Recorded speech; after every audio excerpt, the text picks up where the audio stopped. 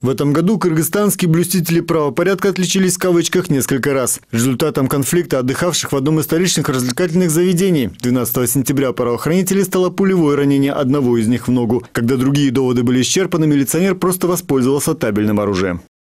Более того, вызванные к месту происшествия другие милиционеры попытались скрыть факт стрельбы своего коллеги. Уголовное дело было возбуждено сразу по нескольким статьям: хулиганство, злоупотребление должностным положением и превышение должностных полномочий. Стрелявший оперативник был уволен из органов внутренних дел. Его начальник освобожден от занимаемой должности. Сотрудники, пытавшиеся прикрыть своего коллегу, понесли дисциплинарные взыскания. В ближайшее время к уголовной ответственности будут привлечены несколько сотрудников Джаильского РОВД из-за халатного отношения к своим служебным обязанностям, которых летом этого года прямо в здании милиции произошло убийство 19-летней Бурлай Турдалиевой.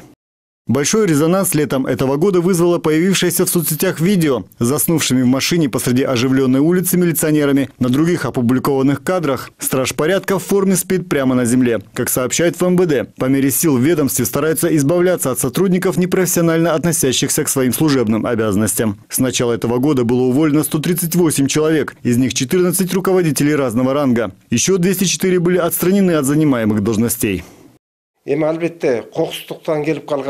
Конечно, есть случайные люди среди сотрудников, которые и не понимают, что от них требуется и куда они пришли. Вот нынешний министр Кашкар Астаханович Джунушалиев. Сколько лет он в милиции служит? Совсем молодым пришел. Он делает все, что в его силах. Кадровую политику, нарушение законности. Со всеми этими старается бороться по мере сил. Неделю назад на пресс-конференции глава МВД признался, что милиция утратила доверие кыргызстанцев. Кашкар Джунушалиев заверил, для того, чтобы каждый гражданин страны чувствовал себя в безопасности, он сделает все. Генерал-лейтенант Омурбек Кутуев руководил ведомством более 6 лет. По его словам, доверие к милиционерам никуда не делось. Когда существует угроза жизни и здоровью граждан, им просто некому обратиться за помощью. Другое дело, по словам генерала, оправдать это доверие. Доверие народа будет, потому что это наш человек. Или мой родственник, или мой сын, или мой племянник. Ну, мы же знаем же, Кыргызстанда как. А поэтому доверие-то есть. Но чтобы вот это доверие не то что заслужить, вот это надо доверие оправдать. Когда вот так будешь бегать, работать, там оправдаешь доверие народа, народ и так видит, скажет: молодец, хорошо работает. В силу нехватки штатных единиц среди участковых и инспекторов ИДН в центральном аппарате МВД идет сокращение штатов. Сотрудников перераспределяют в отделения, где существует дефицит кадров, в целях оптимизации работы сотрудников ведомства.